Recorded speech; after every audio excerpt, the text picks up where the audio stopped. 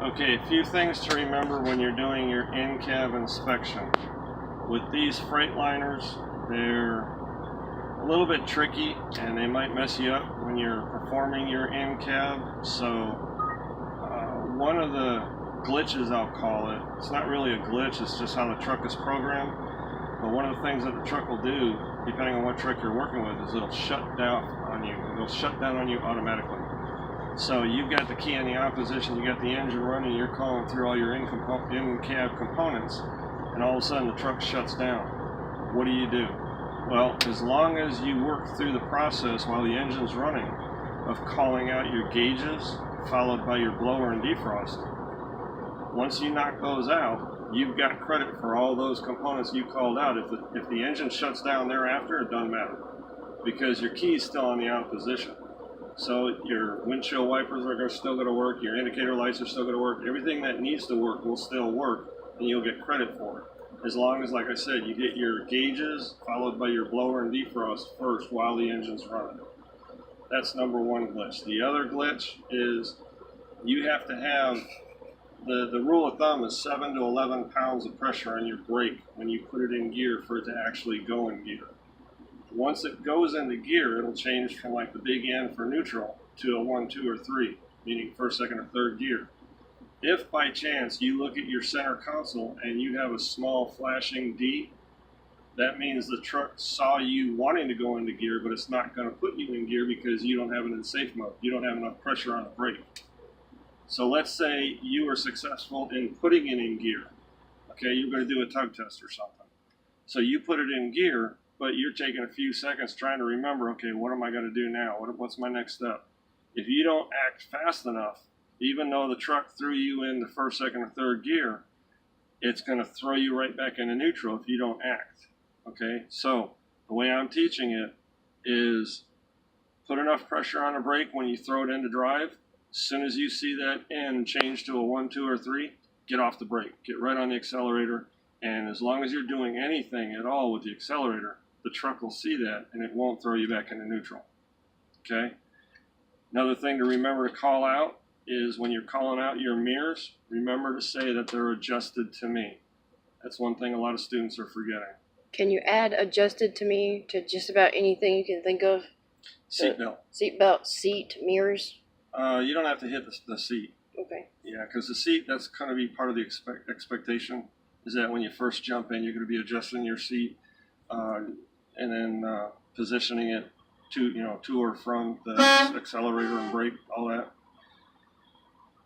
Another thing to remember, even though you're testing the exterior lights with the inspector, you're also going to need to test your lights again on the inside of the cab. So don't forget that, because that's a lot of points that you would otherwise miss.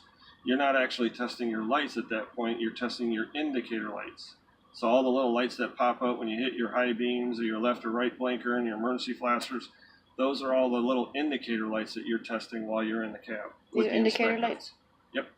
The indicator lights are basically your left blinker, right blinker, emergency flashers, the blue light when you hit the high beam, all those. So if you push down on your blinker, there you go. That's that little blue light that illuminates in the middle, that's your high beams. So even though it's daylight and you're not really going to be seeing your marker lights and your headlights, I still call it out.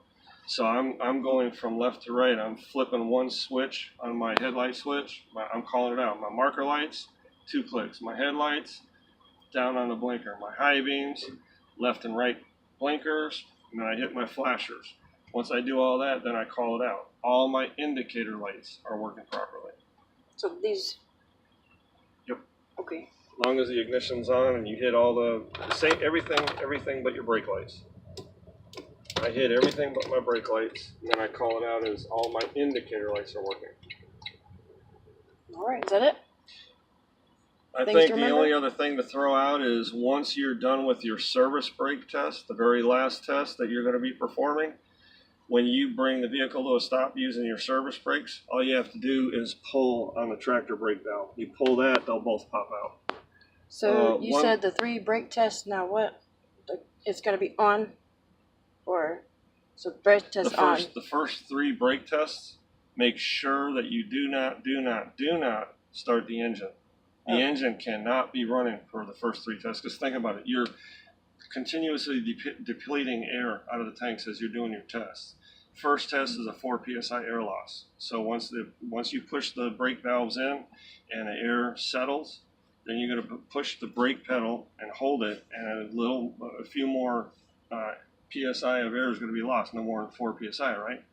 So you push it down to about 4 psi, you're going to count to about 4 or 5, 1,000. The instructor is going to say, okay, we'll call that a minute, and you're going to call it out. I just confirmed that in 1 minute's time, in a combination vehicle, tractor and trailer in other words, I did not lose more than 4 psi.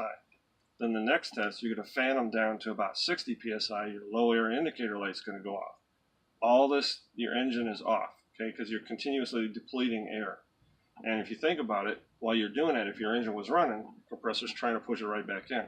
It's a false test. So you would be like an automatic fail right there. So the ignition would be just on, but not running. Okay, so the switch would be on so you could watch your gauges, but the engine would not be running. Okay, for the first 3 tests. Yep. And the third test is you're going to continue fanning your brakes down to between 20 and 40 psi, at which time both of your spring brake valves should pop out. Now the catch on that is to watch those valves, because a lot of times your trailer brake valve, the red one, will pop out, but this tractor brake will stay in. If that happens, just keep fanning it until both of them pop out. Don't stop and say, all right, they're working. No, keep fanning it until you see both of those things pop out. And then when they pop out, that's your cue. Then when they pop out, you pop out.